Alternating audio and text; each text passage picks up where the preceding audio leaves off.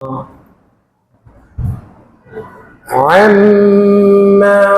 بعد فأعوذ بالله من الشيطان الرجيم.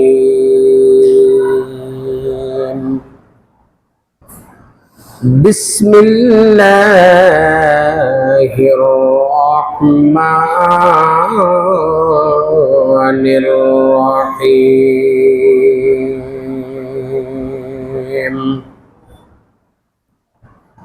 ولا تقولوا لمن يقتل في سبيل الله أموات بل أحياء ولكن لا تشعرون.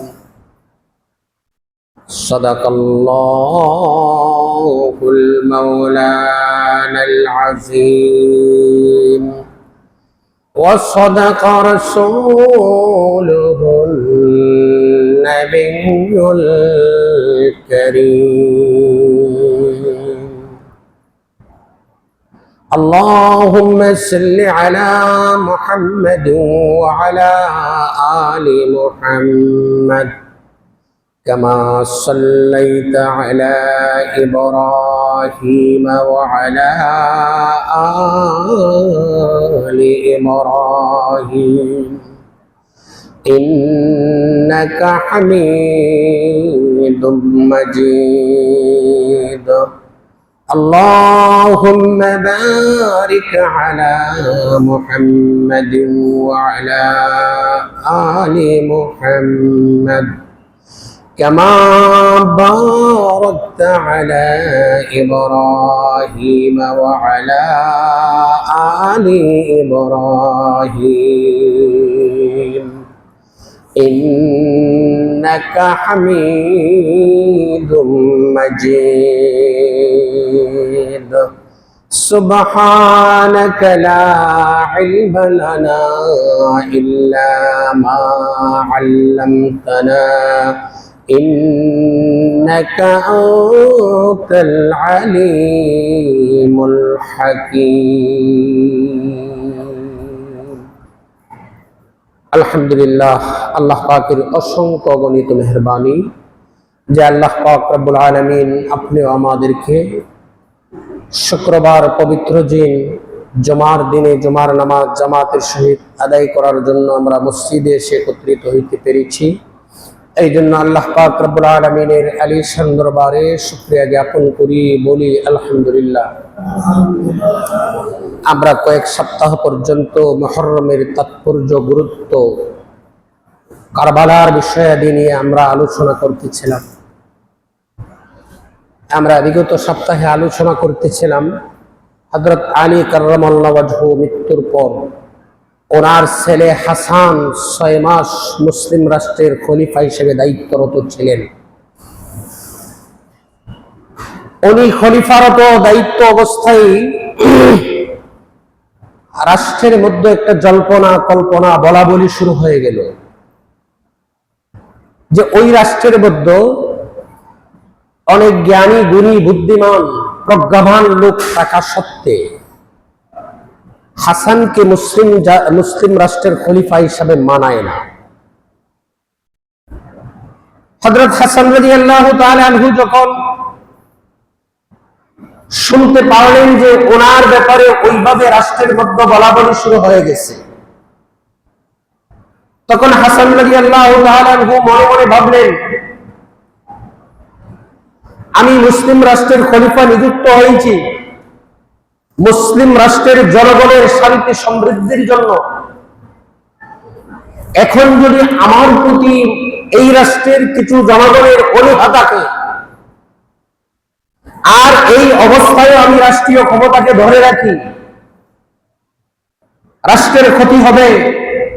হাসরের ময়দানে আল্লাহর কাঠগড়ায় দাঁড়িয়ে আমাকে জবাব দিতে হবে। আমি তো রাষ্ট্রের দায়িত্ব আদায় করি ব্যক্তিগত খাহেশ এবং নাফসানিয়তের কারণে না,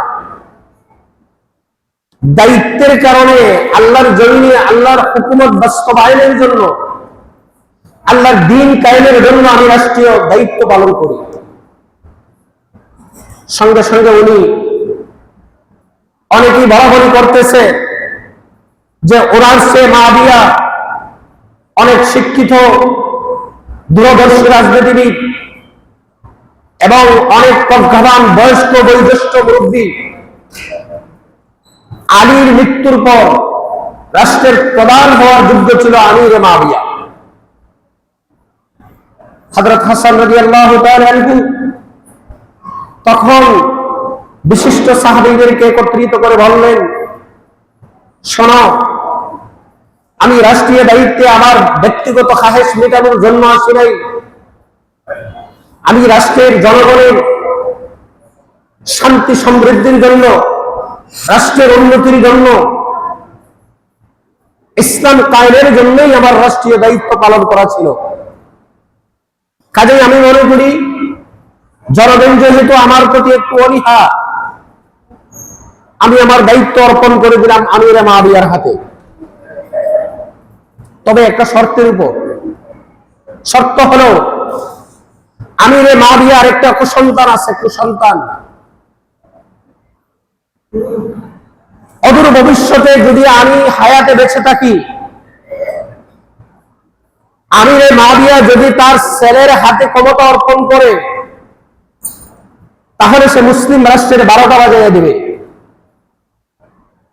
কারণ আমির মাবিয়ার যে কুসন্তান, কুপুত্র, এজিদ, প্রশ্ন আসতে পারে এত বড় জলিলুল কদর সাহাবী, ওনার ঘরে ওইভাবে কুসন্তান জন্ম নিল কেন?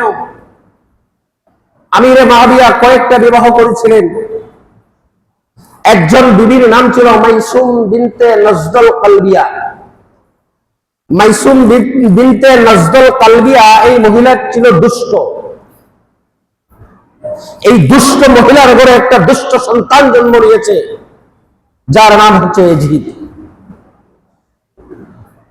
আমির মাবিয়ার হাতে ক্ষমতা, রাষ্ট্রের পরিধি অনেক বেড়ে গেছে, রাষ্ট্রের অনেক উন্নতি সাধিত হচ্ছে। কারণ রাসূল করিম সাল্লাল্লাহু আলাইহি ওয়াসাল্লামের এক হাদিসের মধ্যে পাওয়া যায়, মুসলিম রাষ্ট্রের খলিফা হিসেবে সবচেয়ে দক্ষ, প্রজ্ঞাবান এবং বুদ্ধিমত্তা যে রাষ্ট্রপ্রধান ছিল, খলিফা ছিল, তার নাম হলো আমির মাবিয়া। উনি খুব রাষ্ট্রপ্রধান হিসাবে পারফেক্ট। আমির মাবিয়ার আমলে রাষ্ট্র খুব সুন্দরভাবে পরিচালিত হচ্ছে। এমত অবস্থায় আমির মাবিয়া অসুস্থ হয়ে পড়লেন। আমির মাবিয়া যখন অসুস্থ হয়ে পড়লেন, তখন মনে মনে ভাবলেন, এখন আমি যদি মরে যাই, তাহলে পরবর্তীতে ইসলামী রাষ্ট্রের রাষ্ট্রপ্রধান কে হবে?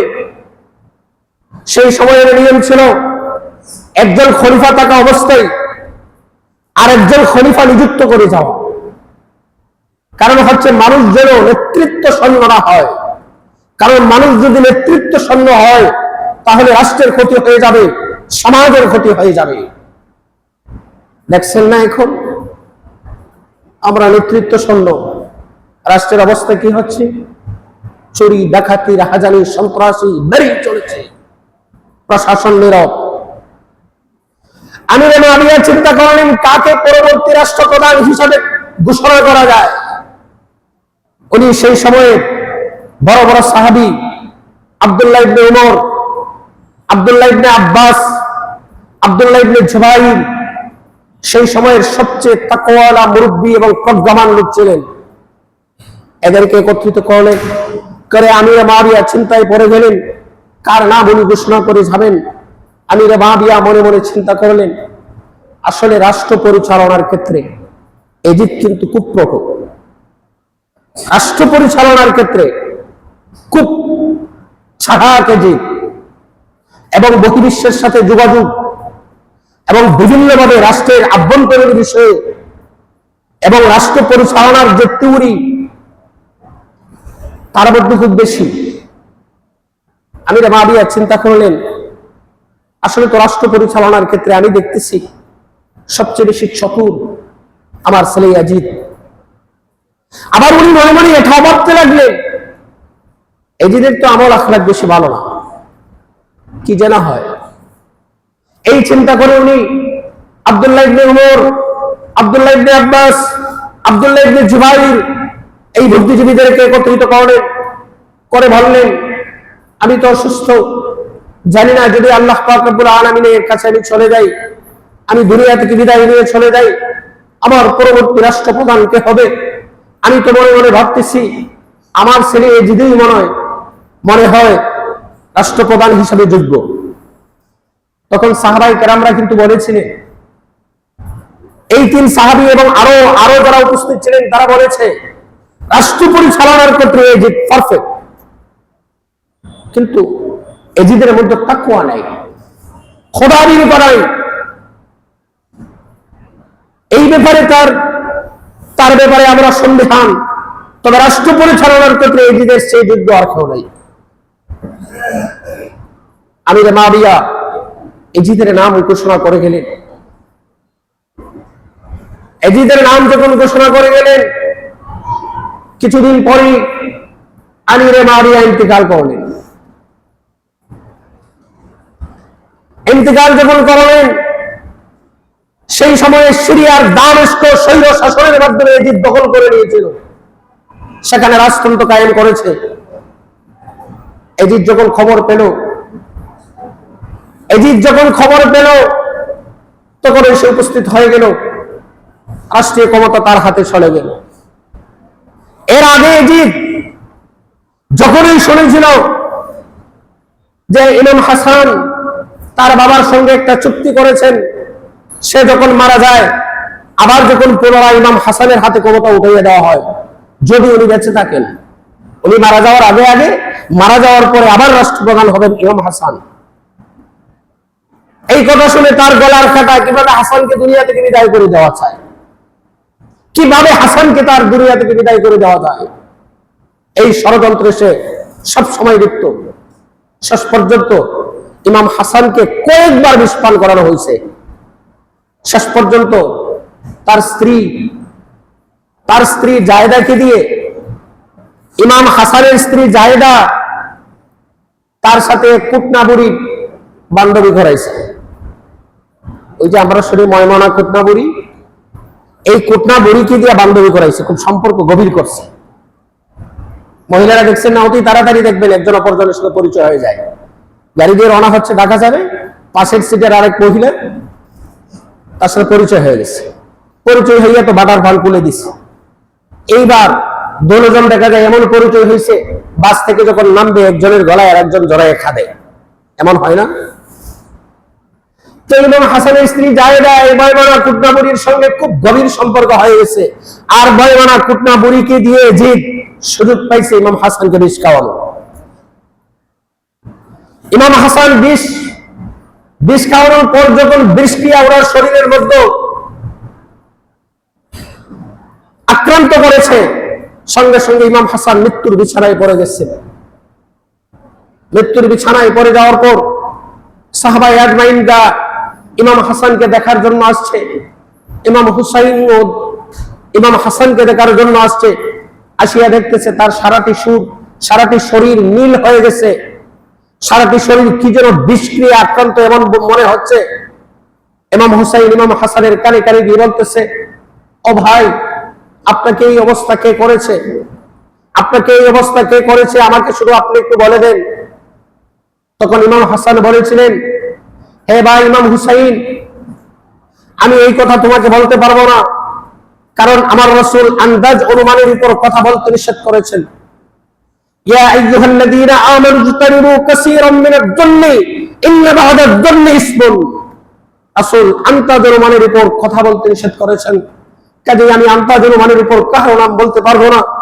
আমি যদি তার নাম বলে ফেলি আর ওই লোকটা আমাকে বিষ খাওয়ায় না থাকে, তাহলে আল্লাহর আদালতে আমি আসামি হিসেবে আল্লাহর কাঠগড়ায় আমাকে দাঁড়াতে হবে। আর 2 নম্বর হলো, যদি সে সত্যি বিষ পান করে থাকে তাহলে তুমি কি করবে? ইমাম হুসাইন বলতেছে, তুমি নাম বলার সাথে সাথেই, তুমি দুনিয়ায় থাকা অবস্থায় ওই লোকটাকে আমি কথা দিলাম, আমি ইমাম হুসাইন থেকে দুনিয়া থেকে বিদায় করে দেব। ইমাম হুসাইন বললেন, না ভাই, আমি এই কাজটা করতে পারি না, আমি কাহারও নাম আন্দাজে রোমানের উপরে বলতে পারবো না। ইমাম হুসাইন দেখা যাচ্ছে চেহারাটা কালো হয়ে গেছে, সারাটা শরীর নীল হয়ে গেছে। ইমাম হুসাইন ইমাম হাসানকে বলতেছেন, ও ভাই ইমাম হাসান, তুমি তো নবীর নাতি, তুমি তো হবে জান্নাতের সর্দার। তোমার মৃত্যুর সময় চেহারাটা এমন করে কেন? তুমি মরকুন্ন হয়ে গেলে কেন? তোমার এই অবস্থা কেন? সঙ্গে সঙ্গে ইমাম হাসান বলেছিলেন, এ ভাই ইমাম হুসাইন, আমি দেখতেছি মুহাম্মদুর রাসূলুল্লাহ, রওমা মুহাম্মদুর রাসূলুল্লাহ হাউজে কাউসারের পরে দাঁড়িয়ে হাউজে কাউসারের পিয়ালা পানি নিয়ে আমার রাসূল, আমার নানা আমার জন্য অপেক্ষা করতেছেন আর বলতেছেন, আয় ইমাম হাসান, তোর জন্য হাউজে কাউসারের পানি নিয়ে আমি দাঁড়িয়ে আছি। অপরদিকে আমি দেখতেছি আমার নানা বলে গেছেন যে অতি শীঘ্রই আমার নানা বলে গেছেন যে কারবালার প্রান্তরে তুই আমার ভাই, তোকে নির্মমভাবে শহীদ করে দেওয়া হবে। সেই দিন আমি তোর চোখের সামনে থাকবো না, সেই দিন আমি তোকে কোনো ধরনের সহযোগিতা করতে পারবো না। ওই চিন্তায় আমি বিভোর, ওই চিন্তার কারণে আমার মনকুল্ল হয়ে গেছে, মনটা খারাপ হয়ে গেছে। কিছুক্ষণের ভিতরে ইমাম হাসান দুনিয়া থেকে বিদায় হয়ে গেলেন। ইন্না লিল্লাহি ওয়া ইন্না ইলাইহি রাজিউন। ইমাম হাসান যখন দুনিয়া থেকে বিদায় হয়ে গেলেন, তখন তো এজিদের আর কোনো পথের কাটা দূর হয়ে গেছে, আর চিন্তার কোনো কারণ নেই। এজিদের বাবা আমির মারিয়া মৃত্যুবরণ করার সাথে সাথে সে জানাজা এসে পায় নাই। জানাজার পরের দিন, যেদিন দাফন হয়ে গেছে, এর পরের দিন সে দামেশ সিরিয়া থেকে আসিয়া শুনতে পারছে যে তার বাবা তার নাম ঘোষণা করে গেছে পরবর্তী রাষ্ট্রপ্রধান। এখন সে রাষ্ট্রপ্রধান হবে, তো এমনিতেই রাষ্ট্রপ্রধান তো হতে পারবে না। এই রাষ্ট্রের যত রাষ্ট্র পরিচালনা করার মতো যারা বুদ্ধি রাখে এবং যারা এই ভদ্র সমাজের কিছু মানুষ, তাদের কাছ থেকে সে বায়াত নিতে হবে। সর্বপ্রথমে সে মনে মনে চিন্তা করলো, আগে ইমাম রাসূলের নাতি ইমাম হুসাইনের কাছে আমি বায়াতটা নেই। ইমাম হুসাইন মদিনায় সে দুইজন প্রতিনিধি পাঠিয়ে দিল এবং একটা চিঠি লিখে দিল যে তোমরা ইমাম হুসাইনের কাছে যাও, ইমাম হুসাইনের কাছে গিয়ে আমার পক্ষে বায়াত গ্রহণ করো। ইমাম হুসাইনের কাছে যখন আসলো প্রতিনিধি দল, আসার সাথে সাথে ইমাম হুসাইন বসা ছিলেন। যখন শুনতে পারলেন যে এজিদের পক্ষে উনি বায়াত নিচ্ছেন, এজিদের পক্ষে ওনাকে বায়াত নেওয়ার জন্য পাঠানো হচ্ছে, সঙ্গে সঙ্গে উনি বসা থেকে দাঁড়িয়ে গেলেন। দাঁড়িয়ে তহিন কণ্ঠে বললেন, আমি রাসূলের নাতি ইমাম হুসাইন, আমি রাসূলের নাতি ইমাম হুসাইন, আমার জীবন চলে গেল কোন মুরতাদ, কোন মুনাফিক, কোন ফাসিক ফুজ্জারকে আমি মেনে নিতে পারি না, কখনো মেনে নিতে পারবো না। এই হইল কারবালার প্রান্তরের প্রেক্ষাপট। কারবালার প্রান্তরের মূল প্রেক্ষাপটটাই এটা। ইমাম হুসাইন যখন অস্বীকার করলো যে আমি কোনো অবস্থায় এজিদের কর্তৃত্ব, এজিদের নেতৃত্ব মেনে নিতে পারি না, এই কথা বলে যখন প্রতিনিধি দল বিদায় হয়ে গেল, মদিনার লোকেরা ইমাম হুসাইনকে পরামর্শ দিল, এই ইমাম হুসাইন, মদিনার পরিবেশ বেশি ভালো না, এখানে এজিদের লোকও আছে, তোমার পক্ষের লোকও আছে, কিন্তু এজিদের পক্ষের লোক মদিনায় বেশি। প্রশ্ন রাখতে পারে, নবীর মদিনায় এজিদের পক্ষের লোক বেশি হবে কেন? কারণ পৃথিবীর মধ্যে সবচেয়ে শান্তির শহর হচ্ছে মদিনা। এই মদিনাতে বসবাস করার জন্য বিভিন্ন রাষ্ট্রের মানুষেরা এখানে এসে বাড়ি করতে, করিয়া বসবাস করত। বেশি অংশ বহিরাগত লোক হওয়ার কারণে এই বহিরাগত লোকগুলা এজিদের পক্ষেই বেশি সাপোর্ট দেয়। তখন সাহাবায়ে কেরামরা তাকে পরামর্শ দিল, হ্যাঁ ইমাম হুসাইন, তোমার এখন মদিনা থাকা তোমার জন্য সমীচীন হবে না, কাজেই তুমি মদিনা থেকে মক্কায় চলে যাও। এইবার ইমাম হুসাইন তার নানার কবরের পাশে গিয়ে, নানার রওজার পাশে গিয়ে দাঁড়িয়ে বলতেছে, ও দাদা, আমি তোমার নাতি হুসাইন, তোমার রওজার পাশে দাঁড়ানো। হে নানা, তোমার এই রক্তমাখা দিনের জন্য, ইসলামের জন্য, দ্বীনের জন্য তুমি মক্কা থেকে মদিনায় হিজরত করেছিলে। আজকে তোমার নাতি হুসাইন এই তোমার রক্ত মাখা এই দিনের জন্য আমি মদিনা থেকে মক্কায় হিজরত করছি। রাসূলের রওজার পাশে গিয়ে এই কথা বলে ইমাম হুসাইন মক্কায় চলে গেলেন। মক্কায় যখন ইমাম হুসাইন চলে গেলেন, ইমাম হুসাইনের কাছে বারবার চিঠি আসতেছে ইরাকের বসরানগর থেকে, যে ইমাম হুসাইন, আমরা এজিদের কর্তৃত্ব মেনে নিতে পারি না, এজিদের নেতৃত্ব আমরা মেনে নিতে পারি না, তুমি আমাদের বসরাতে আসো, আমরা তোমার হাতে বায়াত গ্রহণ করব।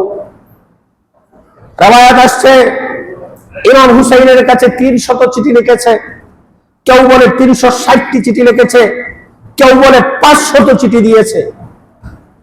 এতগুলা চিঠি যখন ইমাম হুসাইনের কাছে হস্তগত হচ্ছে, ইমাম হুসাইন উপস্থিত সাহাবায়ে কেরামদেরকে নিয়ে একটা মুশাওয়ারায় বসলেন, পরামর্শ বসলেন। এই পরামর্শের মধ্যে আব্দুল্লাহ ইবনে জুবাইর উপস্থিত, আব্দুল্লাহ ইবনে আব্বাস উপস্থিত, আব্দুল্লাহ ইবনে ওমর উপস্থিত, জলিলুল কদর সাহাবী, বয়োজ্যেষ্ঠ মুরব্বী, অনেক জ্ঞানী গুণী বুদ্ধিমান প্রজ্ঞাবান লোক।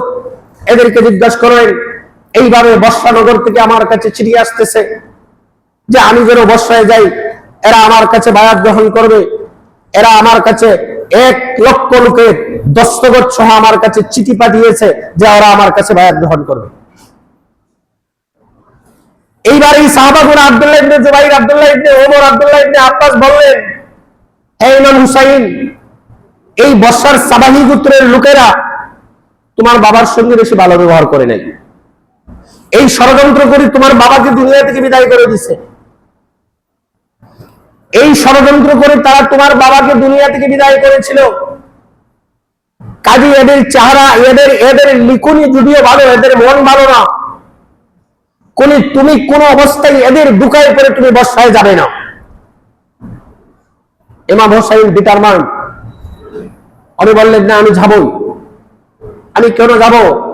বারবার এরা চিঠি লিখতেছে, কাল হাসরের ময়দানে যদি আমার নানা মুহাম্মদ রাসূলুল্লাহ বলেন, এ হুসাইন, বসরার লোকেরা তোমাকে আহ্বান করেছিল, বসরার লোকেরা তোমার নেতৃত্ব মেনে নিয়েছিল, তুমি সেখানে কেন বেরায় না?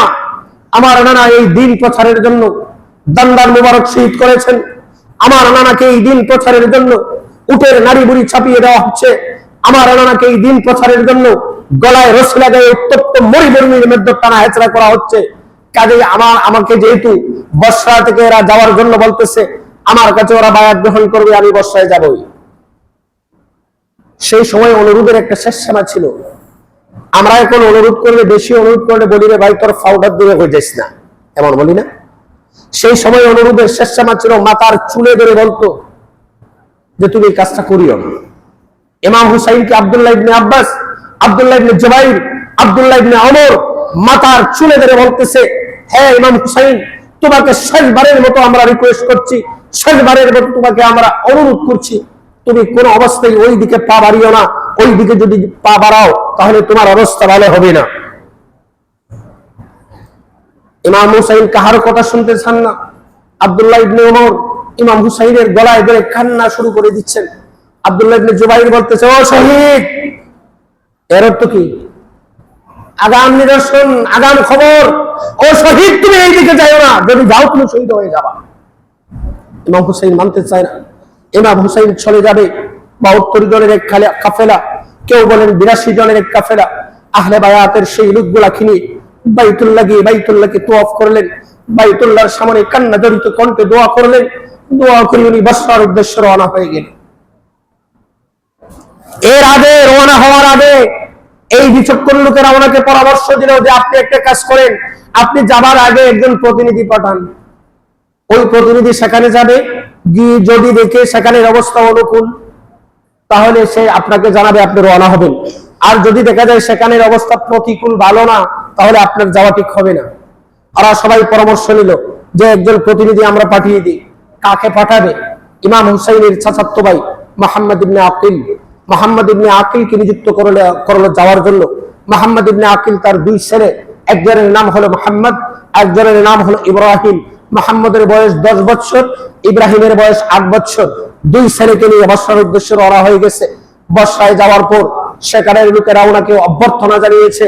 এখানে হানি ইবনে উরওয়া ইবনে হানির বাড়িতে এক রাত্রের ভিতরে 12,000 লোক হুসাইনের পক্ষে বায়াত গ্রহণ করেছে। এখন বলেন বর্ষার অবস্থা কি অনুকূলে না প্রতিকূলে? অনুকূলে না?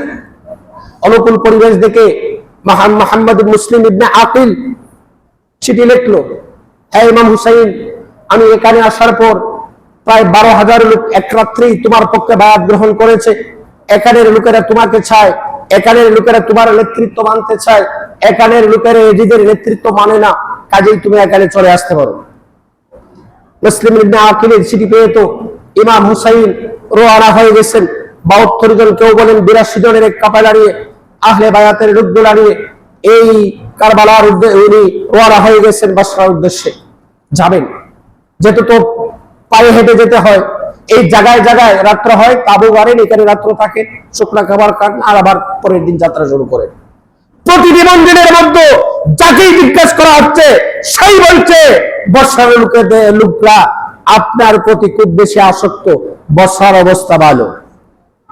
যাচ্ছেন, যেতে যেতে যেতে যেতে অনেকগুলা মঞ্জিল অতিক্রম করে সর্বশেষ যে মঞ্জিলে গেলেন কাদসিয়া, সেই মঞ্জিলে যাওয়ার পর এক কাফেলা আসতেছে আর বলতেছে, এই ইমাম হুসাইন, তুমি আর সামনের দিকে একটা কদম অগ্রসর হবে না। এই কাফেলা বলতেছে, ও ইমাম হুসাইন, তুমি কোন অবস্থায় আরেকটা কদম সামনের দিকে অগ্রসর হবে না। তুমি যে তোমার প্রতিনিধি পাঠিয়েছিলে মুসলিম ইবনে আকিলকে, এই মুসলিম ইবনে আকিলকে শহীদ করে দেওয়া হচ্ছে, তার 2টি ছেলেকেও শহীদ করে দেওয়া হচ্ছে, কাজেই তুমি কোন অবস্থায় তুমি আর সামনের দিকে বাড়বে না। ইমাম হুসাইন এই সময় ওনার কাফেলাকে বললেন, হে আমার ভাইরা শোনো, আমরা যেহেতু যুদ্ধ করার জন্য চাই নাই, সেখানে যুদ্ধ করব এমন কোন উদ্দেশ্য আমাদের না, কাজেই আমরা আর সামনে যাওয়ার সমীচীন হবে না, চলো আমরা মক্কার দিকে রওনা হয়ে যাই। এই কাফেলার মধ্যে ছিল মুসলিম ইবনে আকিলের 3 ভাই। এই মুসলিম ইবনে আকিলের 3 ভাই বলতেছে, হুসাইন, তুমি মক্কার দিকে চলে যেতে পারো, কিন্তু কোন অবস্থায় আমরা মক্কার দিকে যাব না, কারণ যেই রাস্তায় আমাদের ভাই মুসলিম ইবনে আকিল শহীদ হয়েছে, যেই রাস্তায় আমাদের 2টি ভাতিজা শহীদ হয়েছে, ওই রাস্তায় আমরাও জীবন দিয়ে দিব, শহীদ হয়ে যাব, তবু আমরা কখনো পিছনের দিকে মক্কায় যাব না। বেশ লাগছে না? এইবার হুসাইন বলতেছেন, ও মুসলিম ইবনে আকিলের ভাইরা শোনো, তোমাদের যেহেতু এমন ইচ্ছা, তোমাদের ভাইয়ের বদলা নেওয়ার জন্য, তোমাদের ভাতিজাদের বদলা নেওয়ার জন্য তোমরা সামনের দিকে যাবে, মক্কার উদ্দেশ্যে যাবে না। আমিও কথা দিলাম, কোন অবস্থায় আমার জীবন চলে গেলেও আমি এই যারা আমার কাসেদকে শহীদ করেছে, যারা আমার এই কাসেদকে শহীদ করেছে, তাদের বদলা না নিয়ে আমি আর পিছনের দিকে যাব না। চলতে লাগলেন। চলার পর যখন খবর পাইছে, এদিকে যখন খবর পাইছে সে এই ইমাম হুসাইন তার কাফেলা নিয়ে সামনের দিকে যাইতেছেন, ইবনে জিয়াদ, সে ছিল বসরা কুফার গভর্নর, তাকে অতিরিক্ত দায়িত্ব দিয়ে পাঠানো বসরায়, যে তুমি বসরার গভর্নর। যখন তার কাছে ইবনে জিয়াদের কাছে খবর গেছে যে হুসাইন তার কাফেলা নিয়ে এদিকে অগ্রসর হচ্ছে বসরার দিকে, সে কি করলো, হুর ইবনে ইয়াজিদকে দিয়ে 1000 সৈন্য দিয়ে পাঠিয়ে দিল যে তুমি যাও, তাকে অবরুদ্ধ করে রাখো, তাকে অবরুদ্ধ করে রেখে আমাকে জ্যান্ত ধরে নিয়ে আমার কাছে নিয়ে আসো। হুর ইবনে ইয়াজিদ 1000 সৈন্য নিয়ে ইমাম হুসাইনের পথের বাধা হয়ে দাঁড়ালো। ইমাম হুসাইনকে যখন বাধা দিল, তখন ইমাম হুসাইন বললেন, এ হুর ইবনে ইয়াজিদ শোনো, তুমি একটা কাজ করো, তোমার কাছে আমি তিনটা পরামর্শ দেব। হয়তো তোমরা আমাকে এজিদের দরবারে পাঠাও, আমি এজিদের কাছে গিয়ে সংলাপ করব, আলোচনা করব, প্রয়োজনে আমি এজিদের হাতে বায়াত গ্রহণ করব। নাম্বার 2, নতুবা আমাকে মক্কায় ফিরে যেতে দাও, আমি যেখান থেকে আসছি সেখানে চলে যাব। নাম্বার 3, নতুবা মুসলিম কোন কান্ট্রিতে, মুসলিম কোন রাষ্ট্রতে আমাকে, যে আমার রাষ্ট্রে আমাকে যেতে দাও, সেখানে গিয়ে আমি স্বাভাবিক জীবন যাপন করব। হর ইবনে ইয়াজিদ বলে না, তোমার 3টি শর্তের একটি শর্ত মানা যাবে না। এক পর্যায়ে হর ইবনে ইয়াজিদ মনে মনে ভাবলো, সে যেহেতু বলতেছে এজিদের দরবারে যাবে, আমরা তো এটুকু এজিদের জন্যই করতেছি, এজিদের কাছে গিয়ে যদি একটা সুরা হয়ে যায়, একটা আলোচনা হয়ে যায়, শান্ত হয়ে যায় তো ভালো। সে ইবনে জিয়াদের কাছে খবর পাঠাইছে, ইবনে জিয়াদ, হুসাইন তো এজিদের দরবারে যেতে চায়, এজিদের কাছে সংলাপে বসতে চায়। এইবার হুসাইন মনে মনে ভাবতেছে, এইবার ইবনে জিয়াদ মনে মনে ভাবতেছে, আমার মনে হয় যে হুর ইবনে ইয়াজিদ হুসাইনের কাছে ইনভেস্ট হয়ে গেছে, হুসাইনের কাছে বরফ তোরা গলে গেছে, কাজেই তাকে দিয়ে হবে না। সঙ্গে সঙ্গে আমর ইবনে সাদকে আরো 4000 সৈন্য দিয়ে পাঠিয়ে দিবে। আগে ছিল 4000, এখন আছে, আগের ছিল 1000, এখন 4000। কয় হাজার হইল? 5000। 5000 এবার বাধা হয়ে দাঁড়ালো। 5000-এর সাথে উনি বললেন যে তোমরা আমাকে এজিদের দরবারে যেতে দাও, আমি এজিদের দরবারে গিয়ে সংলাপ করব। এবার আমর ইবনে সাদ মনে মনে ভাবলো, সে যেহেতু এজিদের দরবারে যেতে চায়, তাহলে আমাদের সমস্যা কি? যাক না এজিদের দরবারে। ইবনে জিয়াদের কাছে খবর পাঠালো। ইবনে জিয়াদও মোটামুটি দুর্বল হয়ে গেছে, যে যাক এই ধরনের দাঙ্গা হাঙ্গামার সে যদি এজিদের দরবারে যেতে চায়, চলে যাক। এই সময় তার কাছে ছিল শিমার বিন জাওশান, যে শিমার বলে উঠলো, হে ইবনে জিয়াদ শোনো, তোমার জালে হুসাইন আটকা পড়ে গেছে, কাজেই তুমি যদি এখন ছেড়ে দাও, তাহলে পরবর্তীতে বসবে এই তো নবীর নাতি ইমাম হুসাইন, তোমাকে কোন অবস্থায় ছাড় দিবে না, কাজেই তোমার জালে সে আটকা আছে, তাকে গোলাম ছাড়া যাবে না। লাগছে বেশ। এইবার সীমারকে বলতেছে, তাহলে কি করব? তোমাকে আমি সেনাপতি বানাইলাম, যাও। তাকে সেনাপতি বানাইলো। আমাকে সেনাপতি বানাইলে আমাকে সৈন্য বেশি দিতে হবে, তো তোমার সৈন্য যা খুশি তা নিয়ে যাও। সে নিয়ে আসলো 17000 সৈন্য। আগের ছিল কয় হাজার? 5000। পরে আনলো 17000। কত হাজার হলো? 50000 সৈন্য। হুসাইনের কাফেলায় কতজন? 72 জন। কোন কোন রাওয়ায়াতে 82 জন। এর মধ্যে 40 জন পুরুষ, 32 জন নারী এবং শিশু। নারী শিশু যুদ্ধ করা জায়েজ না, নারী শিশু কোনোদিন যুদ্ধ করে না। ইমাম হুসাইন যুদ্ধ করার জন্য আসতেন নাই, যদি যুদ্ধ করার জন্য আসতেন তাহলে নারী শিশুদেরকে আনতেন না। এইবার যুদ্ধ শুরু হলো। এই মুহররমের 7, 8, 9, 10 যুদ্ধ শুরু হলো। এক পর্যায়ে দেখা গেল এই তাঁবুর পানি শেষ হয়ে গেছে, তাঁবুর ভিতরে কোনো পানি নাই, পানির প্রয়োজন। ইমাম হুসাইনকে পানি অবরুদ্ধ করে রাখার জন্য তারা 5000 সৈন্য, 50000 সৈন্য পাঠিয়ে দিছে। 5000 সৈন্য পাঠিয়ে দিছে ফুরাতের পাশে, যাতে ইমাম হুসাইন পানি না আনতে পারে। কাজেই ইমাম হুসাইনের এই কারবালার ঘটনা থেকে আমাদের শিক্ষণীয় হলো, সময় শেষ আর বলতে পারবো না, আমাদের শিক্ষণীয় হলো ইমাম হুসাইন পুরো অবস্থায় বাতিলের কাছে মাথা নত করেন নাই, উনি আপোষ করেন নাই। আর এই আপোষ না করার কারণেই জীবন দিয়েছেন, পুরা আহলে বায়াত জীবন দিয়েছেন, এরপরেও ইয়েজিদের কাছে মাথা নত করেন নাই। এই জন্য আমাদের উচিত, আমরা যদি শুধু কারবালার এই শিক্ষাকে কাজে লাগিয়ে জীবন বাস্তবায়ন করতে পারি, তাহলে সমাজের মধ্যে আর কোনো ধরনের বিশৃঙ্খলা থাকবে না। আল্লাহ পাক রব্বুল আলামিন আমাদেরকে আমল করার তৌফিক দান করুন।